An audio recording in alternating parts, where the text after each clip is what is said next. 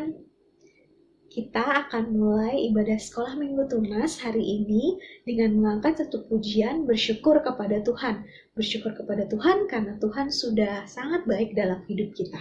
Yuk kita angkat pujian ini sambil bertepuk tangan bersyukur kepada Tuhan.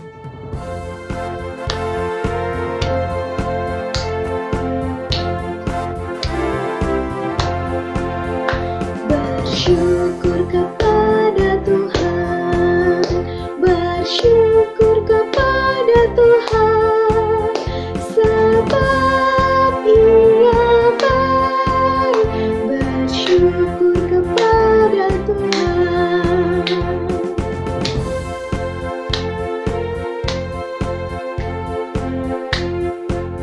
Syukur kepada Tuhan.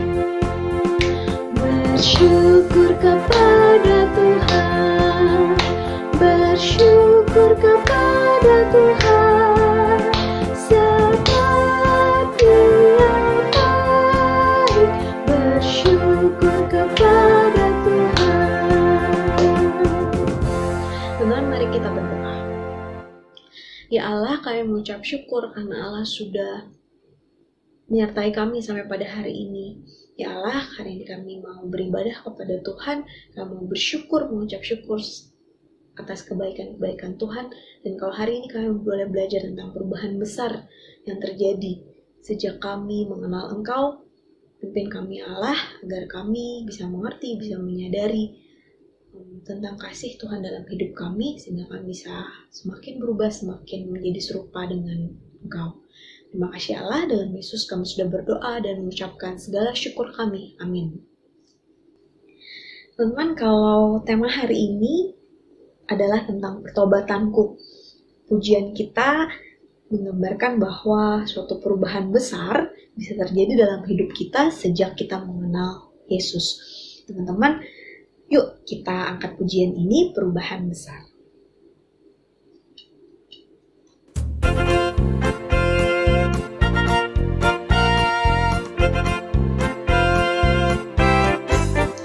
Perubahan besar di kehidupanku sejak Yesus di hatiku, di jiwaku bersinar terang dan cerah sejak Yesus di hatiku, sejak Yesus di hatiku, sejak Yesus di hatiku, jiwaku bergemar bagai besar sejak Yesus di hatiku.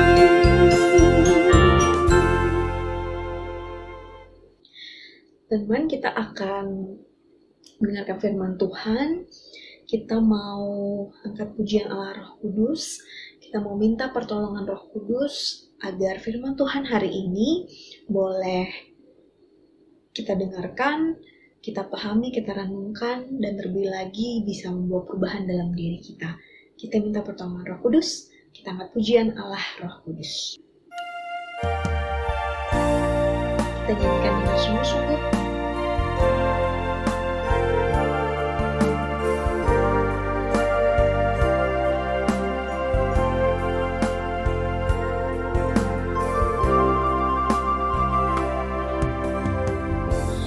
Allah Roh Kudus, penuhi kami. Ku rindu Kau selalu dalam hidupku. Allah Roh Kudus, ubah hatiku, jalikanku, jamahlah ku rindu hadirat-Mu, ku sembah kudus, kudus, kuduslah Tuhan, dan ku sanjung Kamu.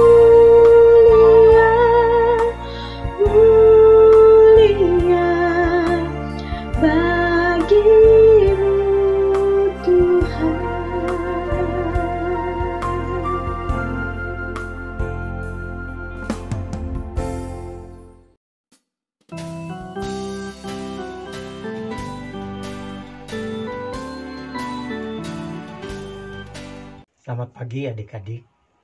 Hari ini kita akan mendengar lagi firman Tuhan tentang pertobatan. Nah, untuk itu mari kita membuka firman Tuhan. Kita siapkan Kisah Para Rasul 9 ayat 1 sampai dengan 19a. Kisah Para Rasul 9 ayat 1 sampai dengan 19a. Ini yang akan kita baca bersama-sama. Lalu setelah itu kita akan mendengarkan firman Tuhan. Mari kita berdoa sebelum kita mendengarkan firman Tuhan. Bapa di surga, kami berterima kasih. Hari ini kami boleh lagi belajar tentang firman dan kebenaran, secara khusus pertobatan Saulus. Tuhan tolong supaya kami boleh mengerti dan kami boleh melakukannya. Pimpin kami, pimpin juga setiap anak-anak yang hari ini melakukan ibadah online. Dalam nama Tuhan Yesus kami berdoa. Amin. Kakak akan bacakan bagi kita semuanya Kisah Para Rasul 19 ayat 1 sampai 19a. Sementara itu berkobar-kobar hati Saulus untuk mengancam dan membunuh murid-murid Tuhan. Ia menghadap imam besar dan meminta surat kuasa daripadanya untuk dibawa kepada majelis-majelis Yahudi di Damsyik, supaya jika ia menemukan laki-laki atau perempuan yang mengikuti jalan Tuhan, ia menangkap mereka dan membawa mereka ke Yerusalem. Dalam perjalanan ke Damsyik, ketika ia sudah dekat kota itu, tiba-tiba cahaya memancar dari langit mengelilingi dia. Ia rebah ke tanah dan kedengaranlah olehnya suatu suara yang berkata kepadanya, "Saulus, Saulus, mengapakah engkau menganiaya aku?" Jawab Saulus, "Siapakah engkau Tuhan?" Katanya, "Akulah Yesus yang kau aniaya itu. Tetapi bangunlah dan pergilah ke dalam kota. Di sana akan dikatakan kepadamu apa yang harus kau perbuat." Maka termangu-mangulah teman-temannya seperjalanan, karena mereka memang mendengar suara itu, tetapi tidak melihat seorang juga pun. Saulus bangun dan berdiri, lalu membuka matanya, tetapi ia tidak dapat melihat apa-apa. Mereka harus menuntun dia masuk ke Damsyik. 3 hari lamanya ia tidak dapat melihat, dan 3 hari lamanya ia tidak makan dan minum. Di Damsyik ada seorang murid Tuhan bernama Ananias. Firman Tuhan kepadanya dalam suatu penglihatan. "Ananias," jawabnya. "Ini aku Tuhan." Firman Tuhan, "Mari pergilah ke jalan yang bernama Jalan Lurus, dan carilah di rumah Yudas seorang dari Tarsus yang bernama Saulus. Ia sekarang berdoa." Dan dalam suatu penglihatan ia melihat bahwa seorang yang bernama Ananias masuk ke dalam dan menumpangkan tangannya ke atasnya supaya ia dapat melihat lagi. Jawab Ananias, "Tuhan, dari banyak orang telah kudengar tentang orang itu, betapa banyak kejahatan yang dilakukannya terhadap orang-orang kudus-Mu di Yerusalem. Dan ia datang kemari dengan kuasa penuh dari imam-imam kepala untuk menangkap semua orang yang memanggil nama-Mu. Tetapi firman Tuhan kepadanya, "Pergilah, sebab orang ini adalah alat pilihan bagiku untuk memberitakan namaku kepada bangsa-bangsa lain, serta raja-raja dan orang-orang Israel. Aku sendiri akan menunjukkan kepadanya betapa banyak penderitaan yang harus ia tanggung oleh karena namaku." Lalu pergilah Ananias ke situ dan masuk ke rumah itu. Ia menumpangkan tangannya ke atas Saulus, katanya, "Saulus, saudaraku, Tuhan Yesus yang telah menampakkan diri kepadamu di jalan yang engkau lalui, telah menyuruh aku kepadamu, supaya engkau dapat melihat lagi dan penuh dengan Roh Kudus." Dan seketika itu juga seolah-olah selaput gugur dari matanya, sehingga ia dapat melihat lagi. ia bangun lalu dibaptis. Dan setelah makan, pulihlah kekuatannya. Adik-adik, kita sudah membaca bagian dari firman Tuhan yang berkaitan dengan pertobatan Saulus atau Saulus bertobat. Adik-adik, ayat 1-2 adalah saat pertobatan Paulus, adalah saat puncak. Dia lagi getol-getolnya menindas banyak orang. Mahkamah agama yang dipimpin oleh imam besar dapat menangkap orang-orang dan memasukkannya ke dalam penjara dalam masalah agama tanpa persetujuan pemerintah Romawi pada waktu itu. Adik-adik yang dikasihi Tuhan, pertobatan yang terjadi pada Rasul Paulus yang sebelumnya bernama Saulus adalah pertobatan hasil karya dari Roh Kudus. Tadi ayat 1 dan ayat yang kedua. Lalu kalau kita baca di ayat ketiga sampai dengan ayat ke-9, cahaya, ada cahaya yang dilihat. Cahaya adalah kehadiran, kemuliaan Allah. Kehadiran Allah yang sungguh-sungguh memanggil Saulus dan menjadikannya rasul. Bukan tanda kemurkaan atau kemarahan Allah. Ya, jadi cahaya itu adalah tanda kemuliaan, bukan kemarahan Allah. Adik-adik, waktu cahaya itu terlihat, lalu ada suara dan ada kata yang mengatakan menganiaya aku. Penganiayaan kepada orang percaya itu sama juga dengan penganiayaan kepada Kristus. Itu bisa kita baca di Matius 25 ayat 40, 45 dan seterusnya. Adik-adik yang dikasih Tuhan, kata aniaya terdapat 2 kali. Ada 2 kali kata penganiayaan.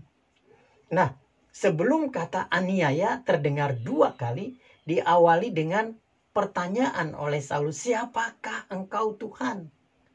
Tuhan dalam bahasa aslinya Kyrie itu tidak menutup kemungkinan pada waktu itu Saulus berpikir bahwa yang berbicara adalah malaikat atau Allah. Karena kejadian dahsyat yang baru saja, nggak pernah dia alami. Dia baru saja mengalaminya sehingga ia menyebut Tuhan. Adik-adik yang dikasih Tuhan, ayat 6 secara khusus mengindikasikan bahwa Yesus telah mempersiapkan semuanya untuk mengangkat Saulus menjadi rasul. Yang tadinya penganiaya, yang tadinya penyiksa orang-orang yang mengenal Kristus, sekarang akan Tuhan jadikan sebagai rasul yang memberitakan firman Tuhan. Saat Yesus memanggil dan memberi jabatan rasul kepadanya, sifat Saulus berubah total. Adik-adik yang dikasih Tuhan, ayat 7 bisa juga dibaca di Kisah Rasul 22 ayat 9 memiliki perbedaan arti. Pada ayat 7 mereka mendengar satu suara. Pada ayat 9 di Kisah Para Rasul mereka tidak mengerti suara itu dan tidak paham apa yang dinyatakan dalam suara itu. Adik-adik, pertobatan yang Saulus alami sehingga namanya berubah menjadi Paulus adalah pertobatan oleh karena karya Roh Kudus, berarti berbalik dari hidup yang lama menuju hidup yang baru. Pertobatan Saulus menjadi seorang yang baru bernama Paulus itu betul-betul merupakan karya Roh Kudus dan meninggalkan yang lama.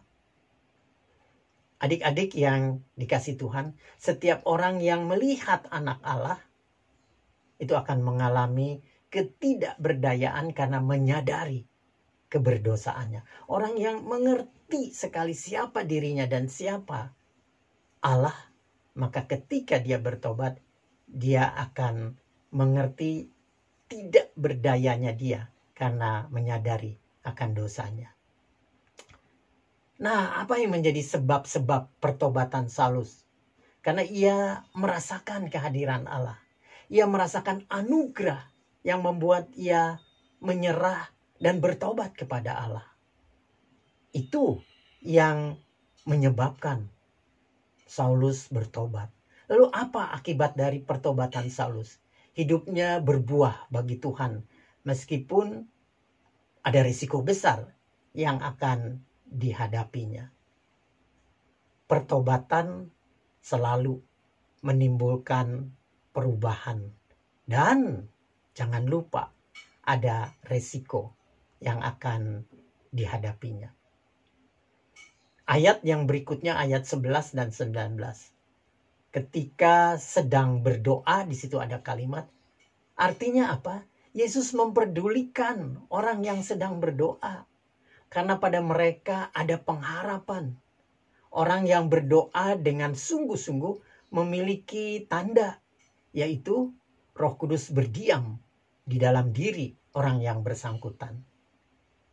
Pertanyaan Ananias kepada Tuhan ketika Ananias diminta datang kepada Saulus, yang waktu itu belum berubah menjadi Paulus namanya, itu mencerminkan, atau bahasa Indonesia mengatakan mengindikasikan ketakutan Ananias, oleh karena Saulus ini terkenal tukang bunuh orang-orang percaya, pengikut-pengikut Tuhan. Jelas ada ketakutan di dalam diri Ananias. Adik-adik, meskipun ada ketakutan di dalam diri Ananias, tetapi Ananias tetap menjalankan apa yang diperintahkan Tuhan.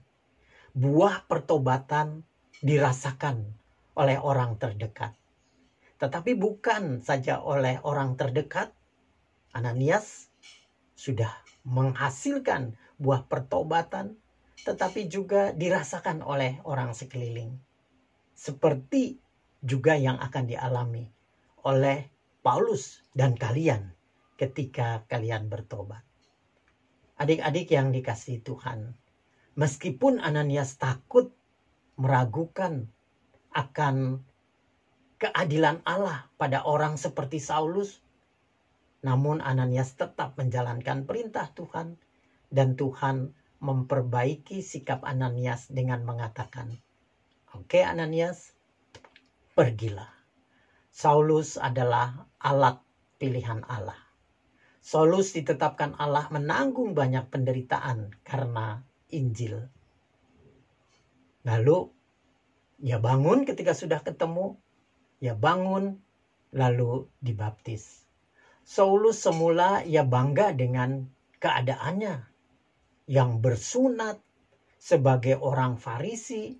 Kini apa yang menjadi kebanggaan dari Saulus setelah dia dibaptis oleh Ananias dan mentaati, sekarang bukan apalagi yang menjadi kepercayaannya, apa yang menjadi keyakinannya, tapi sekarang dia mentaati dan mengikuti Roh Kudus. Proses yang terjadi kemudian adalah Saulus ada alat pilihan yang telah ditetapkan Allah. Tidak ada seorang pun yang dapat menolak kasih Tuhan ketika Roh Kudus hadir di dalam diri orang tersebut. Adik-adik, pertobatan adalah karya Roh Kudus. Dan pertobatan itu menghasilkan perubahan dari yang lama menjadi yang baru. Yang baru itu buahnya dirasakan oleh orang-orang terdekat, tetapi juga oleh orang sekeliling. Biarlah ketika kalian mendengarkan firman Tuhan hari ini, dan kalian betul-betul menyadari, bertemu dengan Tuhan, kalian mengerti siapa diri kalian dan siapa Tuhan, maka kakak percaya Roh Kudus bekerja di dalam diri kalian, dan kalian sungguh-sungguh seperti Saulus yang berubah menjadi Paulus. Meskipun ada banyak penderitaan yang dialami, tetapi Tuhan menguatkan. Mari kita tunduk kepala, kita berdoa. Kami bersyukur Tuhan bahwa pertobatan bukan karya kami, bukan karena kami yang mampu, tetapi karena Roh Kudus yang bekerja di dalam diri kami. Biarlah ketika kami bertobat, kami meninggalkan yang lama dan melakukan yang baru. Dan buah pertobatan kami dirasakan oleh orang yang ada di sekitar kami, tetapi di sekeliling kami juga. Tuhan tolong ketika kami bertobat dan melakukan apa yang Tuhan mau, kami tahu ada resiko besar sekali. Mungkin kami diejek, kami dihina dan sebagainya. Tapi kuatkan kami. Terima kasih Tuhan Yesus. Di dalam nama-Mu kami berdoa dan mengucap syukur. Amin.